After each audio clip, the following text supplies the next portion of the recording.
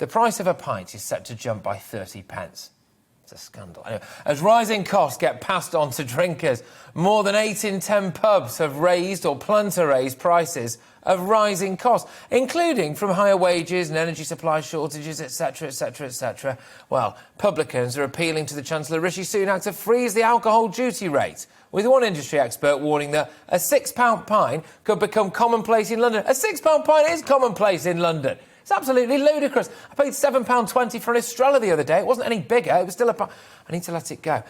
Whew, all right, OK. Anyway, founder and member of the Forum of British Pubs and publican himself, Dave Mountford, joins me now.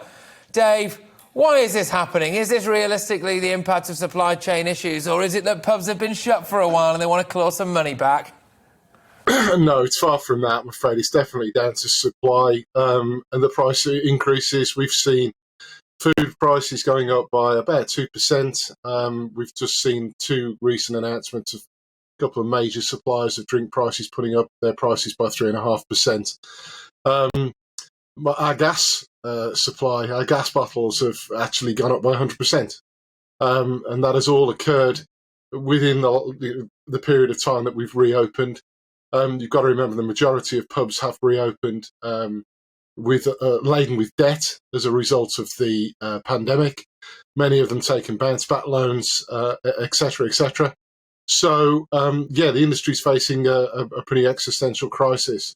Recent reports showed that nearly 1,000 pubs have shut since the easing of lockdown, and we lost about 2,500 over lockdown. So.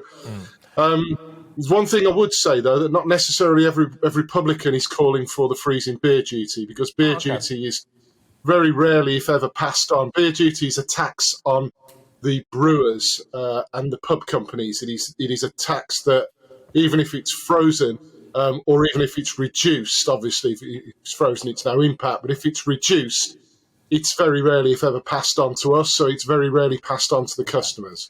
So, yes, we don't want to see an increase, but I don't think there's many publicans out there calling for a reduction in beer duty because it doesn't impact us at all. I get that. Is there not something dangerously self-defeating about all of this? So the price of a pint goes up and then people think, well, I'm less inclined to go out for a pint. And actually what they do is they nip down to the local corner shop, they buy themselves a 4-pack, or certainly in my case, the closest I'll ever come to an actual 6-pack, and just stay at home and drink there.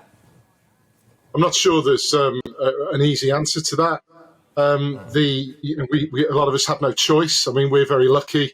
Our pub is, first of all, it's free of tie, so we're not tied to a brewery, so we make a decent profit. And also our rent is accurately assessed, which is also almost unheard of in the industry. So we're lucky, and therefore our prices are increasing, having to increase, but they're still way below the average. I think I said that we're just about to break the £4 barrier for a cask ale. We're in the Peak District in Derbyshire. We've always tried to keep our prices as manageable as possible. We also do a lot of food, so we can perhaps increase our margin on food without touching the beer prices. One of the major issues with the industry, and one of the things that the government can do, is to make the regulator that was brought in 2016, the Pubs Code, work, because you may be surprised to know that despite the situation that I've described and you've described at the start of this, I've done over 30 rent reviews on behalf of tenants who are fighting a review with their landlord, the owner of the pub, many breweries, and in every single case, those rent reviews have seen an attempt to increase the rent on the tenant in the pub. So, as most of our pubs are owned by property companies, and many of them are very rapacious landlords, it would seem quite even more counterintuitive for them to increase rents at this time, but that's what they're trying to do. So that's one of the things that the government can help us with, make this regulation work so that the small businesses that run independent pubs can actually survive and make a decent profit. To the moment they can't. All right, David, what's the name of your pub? It's the Boat Inn, and it's in a little village in Cromford, which is near Matlock in Derbyshire.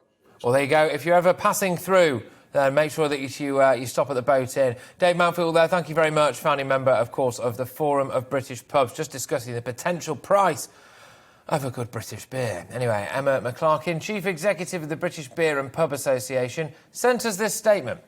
Our sector faces a range of cost pressures and rising prices at a critical time in our recovery. It's one of the reasons we are urging the Chancellor to support our sector by cutting beer duty, VAT and business rates in the budget next week to ensure our pubs and brewers can remain at the heart of communities up and down the country.